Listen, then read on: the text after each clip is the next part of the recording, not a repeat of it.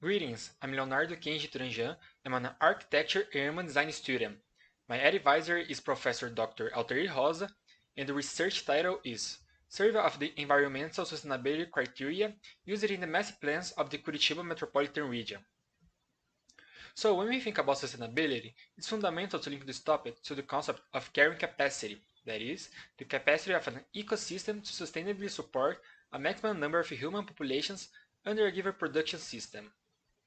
In the municipal master plans approved after the city statute, the discourse of urban environmental sustainability is present for the most part.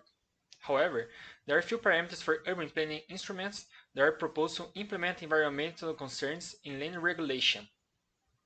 With this timeline, it's possible to perceive the year of launch of these master plans, as well as their generation in relation to the city statute. The general objective of the research is to find out how the urban environmental issue is treated in the master plans, especially in the analysis of the following aspects: principles, objectives, guidelines, macrozoning, parameters of land use and occupation, and urban instruments. For that, it was considered if the master plans were approved after 2001. Talking about the specific objectives, it was fundamental to analyze these topics present in the master plans, besides checking the relationship between the parameters present in the law and the sustainable development goals established by the United Nations. For that, it was necessary to build an analysis tool. The research development consists of 6 stages. Table 1 summarizes the research stages. The activities developed were literature review, survey of the master plans, identification of the concept of sustainability with the topics of the master plans, systemization and quantification through the table and graphs, verification through the case study, and finally, the preparation of the final scientific report. These graphs show the results of the research. The graph 1 explains which municipalities have available the master plans. The graph 2 shows the number of municipalities per generation in relation to the city statute, so it's visible that most part of the cities are in the second generation.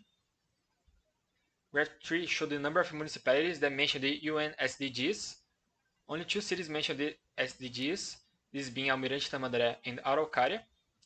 And finally, graph 4 explaining which topic the word sustainability appears more, being this the macrozoning topic. Araucária was chosen at the case study as its master plans is in the third generation in relation to the city statute. In addition, it mentions the 11th SDG, which aims to make cities more inclusive, safe, and sustainable. It was possible to notice that the master plans guarantee to promote actions that seek to improve the environment, such as protection of spring, soil and water conservation, proper disposal of waste, correct use of pesticides, and environmental sustainability.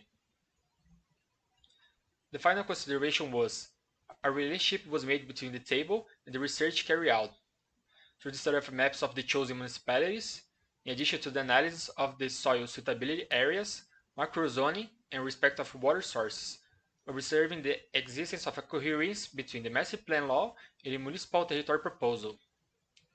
Let's bring me to the end of my presentation. Thank you for listening.